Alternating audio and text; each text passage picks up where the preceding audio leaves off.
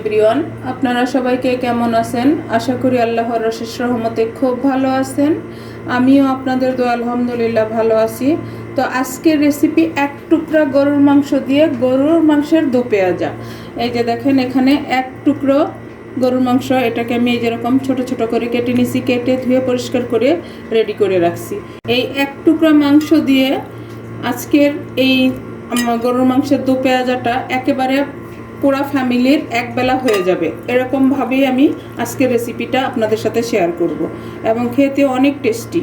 তো এটার জন্য এই যে গরুর মাংস তো নিয়েই নিছি, এখন এখানে আমি মশলাগুলি দিয়ে দিব। এই যে হাফ চামচ দিব মরিচ গুঁড়া, হাফ চামচ দিব হলুদ গুঁড়া, হাফ চামচ দিব ধনে গুঁড়া,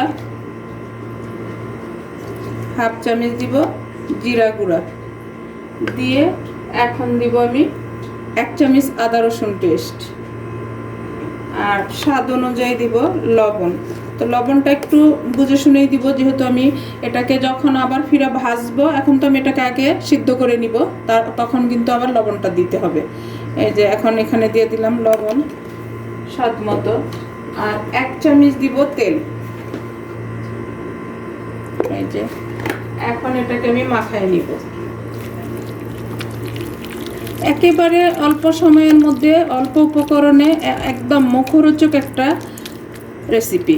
এই গরুর মাংসের দো পেঁয়াজাটা যদি গরম ভাতের সাথে হয় বা পরোটা রুটি, মানে এত ভালো লাগে, বাসায় না করলে বুঝতে পারবেন না। এটাকে আমি একটা প্রেসার কুকারে দিয়ে দিব। এই যে এর জন্য আমি ছোট্ট একটা প্রেসার কুকার নিয়ে নিলাম, এর মধ্যে যে মাংসটা ঢেলে দিব। মাংসটাকে প্রথমে একটু আমি সিদ্ধ করে নিব আর কি। এই যে বাটিটা ধুয়ে আমি পানিটুকু দিয়ে দিলাম, একদম সামান্য একটু পানি, হাফ কাপের মতো হবে। এখন আমি দিয়ে দিব গরম মশলা। তো আস্ত গরম মশলার মধ্যে আছে 6-7টা গোলমরিচ, একটা দারুচিনি, 2টা লং, 3টা এলাচ, একটা তেজপাতা দিয়ে এখন এটাকে আমি প্রেসার কুকারের এই যে ঢাকনাটা লাগিয়ে দিব, দিয়ে চুলায় বসাই দিব। এই যে এখন চুলাটাকেও জ্বালাই দিব। বিসমিল্লাহির রহমানির রহিম। এখন চুলার আঁচটা আমি হাই ফ্লেমে দিয়ে দিলাম, আর 3টা সিটি দিব আমি এই গরুর মাংসটা সিদ্ধ করার জন্য। তো প্রথমে আমার গরুর মাংসটা সিদ্ধ হোক, তারপর আমি কিভাবে এই গরুর মাংসের দো পেঁয়াজাটা করি সেটাও আমি আপনাদের সাথে শেয়ার করতেছি। এই যে 3টা সিটি দেওয়ার পরে প্রেসার কুকারটা একটু ঠান্ডা করে নিচ্ছি। এই যে দেখেন মাশাআল্লাহ মাশাআল্লাহ, একেবারে মাংসটা সুন্দরভাবে হয়ে গেছে। দেখেন একেবারে শুকনো শুকনো। এই যে এখন এটাকে আমি সাইডে রেখে দিয়ে বাকি রান্নার কাজটা শুরু করব। এই যে এর জন্য আমি একটা ফ্রাই প্যান বসাই দিলাম। এখন এখানে আমি আরো 2 চামচ তেল দিয়ে দিব। এই যে এখন এই পর্যায়ে দিয়ে দিব আমি হাফ চা চামচ আস্ত জিরা। এই যে এখন দিব আমি 4টা শুকনো মরিচ দিয়ে এটা একটু ভাজবো। একেবারে অল্প উপকরণ, অল্প সময়ের মধ্যে এই রান্নাটা করে বাসায় সবার সাথে খেয়ে দেখতে পারেন, ইনশাআল্লাহ আশা করি নিরাশ হবেন না।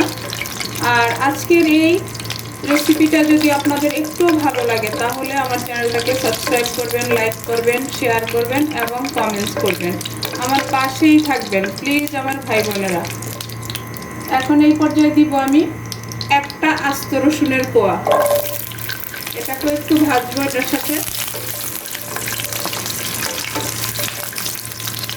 আর এখন দিব একটা পেঁয়াজকে যেভাবে কেটে কিউব কিউব করে এভাবে ছাড়াই নিচ্ছি এটা। আর চুলার আঁচটা কিন্তু আমি মিডিয়াম চুলার মাঝামাঝি আছে। এখন এখানে দিব একটা সিদ্ধ আলু, এটাকেও আমি কিউব করে কেটে নিচ্ছি।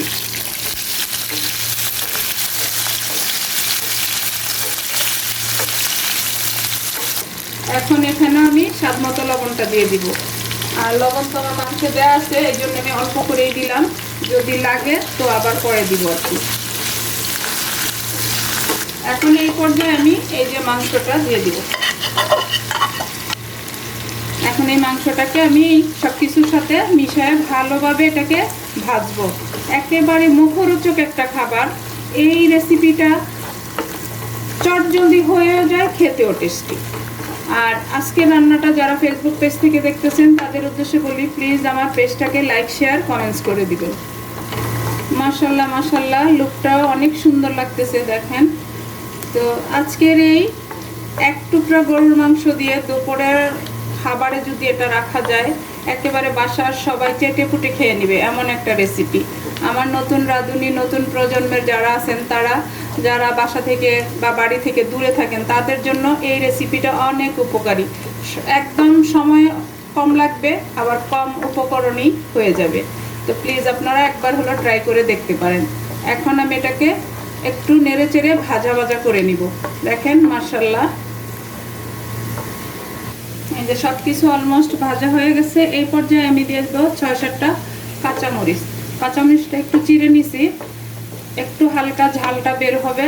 আর এই রান্নাটাতে একটু ঝাল হলেই খেতে ভালো হয়। তো আজকে আমি তো এই গরুর মাংসর সামান্য নামমাত্র এক টুকরা মাংস দিয়ে দো পেঁয়াজাটা করে নিলাম। আপনারা চাইলে কেউ যদি গরুর মাংস পছন্দ না করেন, খাসির মাংস দিয়েও কিন্তু করে নিতে পারবেন। আর মাংসটা তো একেবারে নামমাত্র, দেখতেই তো পেলেন।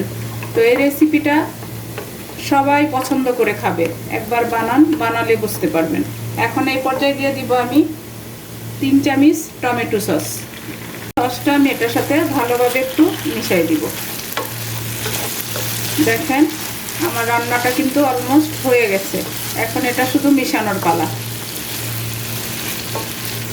এই যে আমার গরুর মাংসের দো পেঁয়াজাটা হয়ে গেল। এখন আমি এটাকে নামাই নিব, নামাই সার্ভ করে আমি আপনাদের সাথে শেয়ার করতেছি। দেখেন মুখরোচক একটা রেসিপি, একদম নামমাত্র এক টুকরা গরুর মাংস দিয়ে গরুর মাংসের দো পেঁয়াজাটা। মাশাল্লাহ মাশাল্লাহ, দেখতে যেমন লোভনীয়, খেতেও তেমনি টেস্টি হয়েছে। একটা কথাই কিন্তু আমি বারবার বললাম। তো যাই হোক, আজকের এই রেসিপিটা যদি একটু ভালো লাগে তাহলে প্লিজ আমাকে কমেন্টসে জানাবেন। আর যারা নতুন তাদের উদ্দেশ্যে বলি, প্লিজ আমার চ্যানেলটাকে লাইক শেয়ার কমেন্টস করে আমার পাশেই থাকবেন। প্লিজ, আপনাদেরকে স্বাগতম। আর পুরাতন যারা আছেন তাদেরকে অসংখ্য অসংখ্য ধন্যবাদ। তো যাই হোক, আজকের আমার এক টুকরা গরুর মাংস দিয়ে গরুর মাংসের দো পেঁয়াজা রান্নাটা শেষ হয়ে গেল। আমি আপনাদের কাছ থেকে বিদায় নিব। আবার নতুন কোনো রেসিপি নিয়ে আসবো। আল্লাহ হাফেজ।